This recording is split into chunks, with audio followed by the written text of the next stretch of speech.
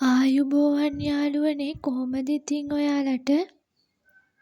ඔන්න ඉතින් අද පහේ පුරවපු රසම රස මාළු මිරිස් කරියක් හදාගන්න කියලා දෙනවා.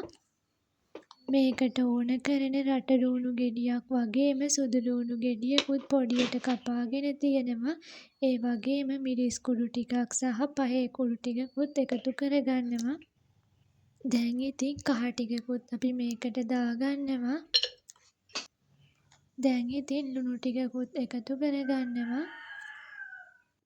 අපේ රස අනුව ලුණු එකතු කරගෙන ඔන්න මේක හොඳට කලවම් කරගන්න ඕන. දැන් ඉතින් අපේ මාළු මිරිස් ටික අරගෙන පහේ පුරවන්න පුළුවන් විදිහට මැද්දෙන් පලා ගන්නවා. අපි නම් පොඩි මාළු මිරිස් තමයි මේ වැඩේට යොදාගන්නේ. මෙන්න මේ විදිහට අපේ මිශ්‍රණය මේකට දාගන්න ඕන. ලොකු මාළු මිරිස් උනත් ප්‍රශ්නයක් නෑ. ඔයාලට පුළුවන් මේ විදිහට පහේ පුරවලා හදාගන්න.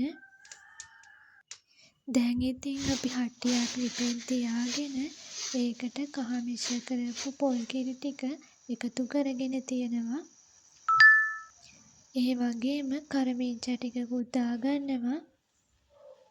දැන් ඉතින් අපි වැඩිපුර සැර කන නිසා ඔන්න මිරිස් ටිකක් වැඩියෙන් එකතු කරගන්නවා.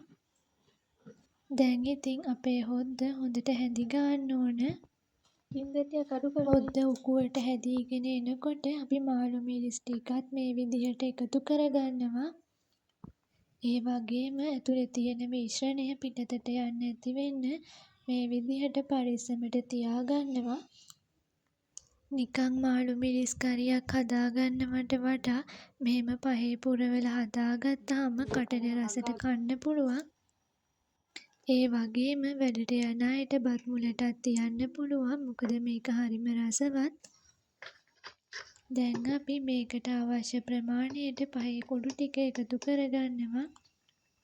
කුළු බඩු ටික අවශ්‍ය ප්‍රමාණයට දාගෙන මේක හොඳට හැදි ගාමින් මාළු මිරිස් ටික ඉදෙනකන් පිස ගන්න ඕන. දැන් ඉතින් අපිට පුළුවන් රස බලලා ලුණු මිරිස් වගේ දේවල් අඩු නම් එකතු කරගන්න. අපේ මාළු මිරිස් කරිය නම් අපි ආස රසටම තියෙනවා. ඒ නිසා අපි ලිපෙන් බාගත්තා. පේනවනේ ඉතින් කුළු බඩු ටික එහෙම හොඳට වැදිලා තියෙන නිසා හරිම රස පාටට තියෙනවා. එහෙනම් ඉතින් ඔයාලටත් පුළුවන් මේ වගේ මාළු මිරිස් කරියක් හදලා රස බලන්න. අදට වීඩියෝ එක අවසන් කරනවා. ඔයාලා හැමෝටම සුබ දවසක්.